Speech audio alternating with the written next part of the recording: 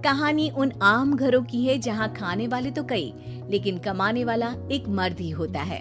बावजूद इसके उससे उम्मीदें कम नहीं होती।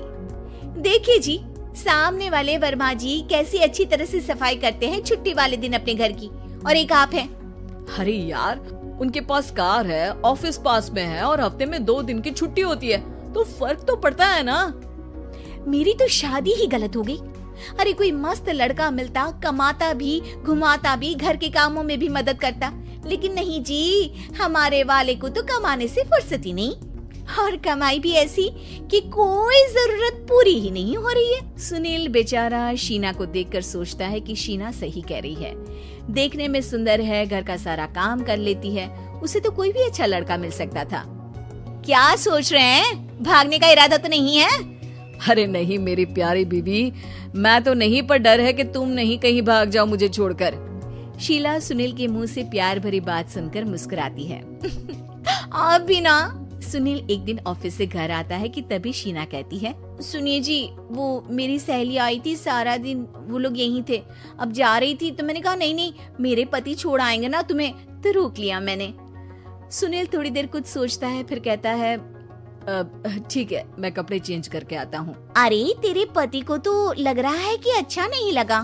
अरे नहीं, ऐसी कोई बात नहीं है, रुको मैं अभी उन्हें घर के कपड़े देकर आती हूँ। शीना अंदर जाती है जहाँ सुनील पलंग पर लेटा होता है। अरे क्या मजाक है, वो कह रही है कि आपने मुंह बना लिया।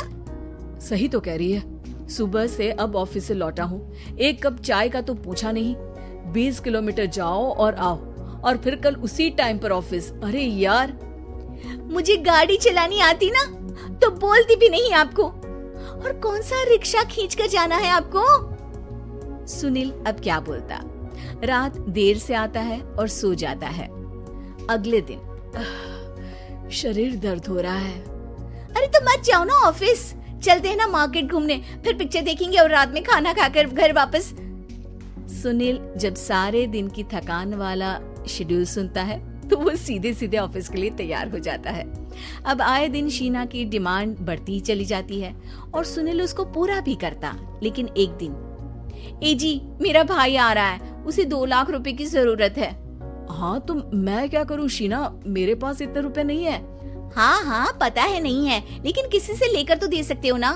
अरे मैं किससे मांगू, मेरे तो जानने में भी कोई नहीं है जिसके पास इतनी बड़ी रकम हो। तभी वहाँ शीना का भाई शीनू आ जाता है। जीजा जी कैसे हैं आप? अब मैं ठीक हूँ शीनू, अचानक इतनी बड़ी रकम की जरूरत कैसे पड़ गई? अरे जीजा जी, वो बिजनेस शुरू किया ना, तो उसके लिए पैसे की जरूरत है, काफी हो चुका है, थोड़ा पैसा बचता है तो मैंने सोचा आपसे ले लूं। अब देखो, मेरे ऑफिस में कुछ लोग हैं जिनकी सेविंग अच्छी है, मैं उन लोगों से बात करके देखता हूँ।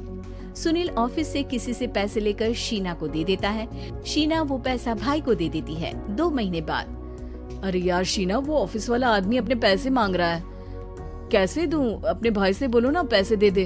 अरे हाँ दे देगा, कहाँ भागा जा रहा है, आप उनको बोल दो कि दे देंगे।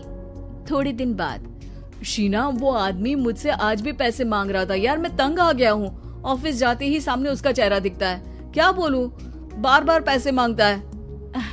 अच्छा मैं शीनू को फोन लगाती हूँ, बात करके देखती हूँ। शीना भाई को फोन करती है, लेकिन वो फोन उठाता ही नहीं। लगता है भाई कहीं ऐसी जगह है जहाँ नेटवर्क की समस्या होगी।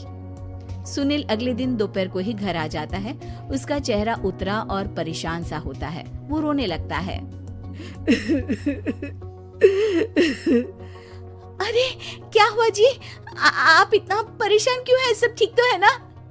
अरे नहीं शीना, कुछ ठीक नहीं है, मैं ठीक नहीं हूँ। तुम्हारे भाई के लिए मैंने जो पैसे लिए थे, उस आदमी ने आज भरे ऑफिस में सबके सामने मेरी बेइज्जती कर दी। सबके सामने आज मैं कर्जदार बनकर खड़ा था। मैंने हर वो प्रयास किया घर चलाने के लिए जो मैं कर सकता था, लेकिन अब नहीं होगा। वो फिर रोने लगता है। अरे आप तो औरतों की तरह रो रहे हैं, मर्द हैं आप। क्यों, आदमी के सीने में दिल नहीं होता, या फिर वो इंसान नहीं मशीन होता है? अरे मैं थक चुका हूँ शीना, तुम समझती क्यों नहीं? मैं भी शारीरिक और मानसिक रूप से थकता हूँ। मैं भी आराम करना चाहता हूँ, सुकून चाहता हूँ। मैं अब कुछ नहीं कर सकता। कुछ नहीं। वो बैठ जाता है। शीना पति को हैरान परेशान देखकर चुप हो जाती है। अगले दिन, सुनिए, ये लीजिए 2 लाख रुपए, उस आदमी को दे दीजिए और बोल दीजिए कि आज के बाद किसी को पैसे के लिए बेइज्जत ना करे। सुनील पैसे देखकर राहत की सांस लेता है। अरे शीना, तुमने तो मेरा बहुत बड़ा काम कर दिया। अब मैं शान से ऑफिस जा सकता हूँ। लेकिन ये पैसे आए कहाँ से? ये पैसे मैंने अपने गहनों को गिरवी रख कर लिया है। तुम ठीक रहो, निश्चिंत रहो, मैं बस यही चाहती हूँ। मुझे माफ करना, पर अब मैं समझ चुकी हूँ कि मर्द को भी दर्द होता है।